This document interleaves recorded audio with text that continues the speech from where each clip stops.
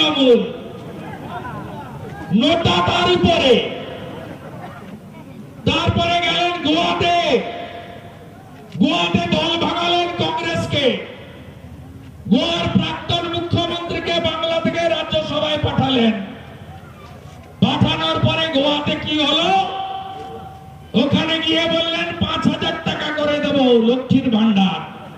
মানে পশ্চিমবঙ্গে মহিলাদের 1,000 টাকা, তখন ছিল 500 টাকা।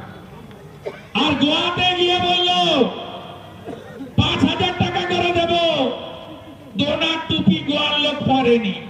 তৃণমূলকে জামানত জব্দ করে tata bye bye, back to the pavilion.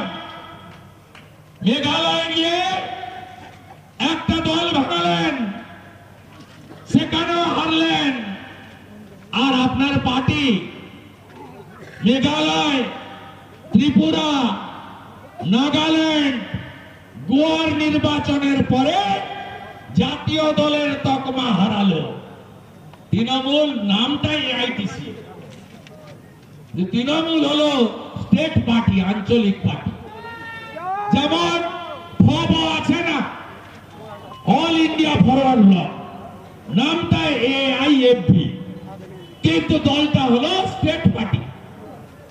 আজকে এই পার্টি তার জাতীয় দলের তকমা হারিয়েছে।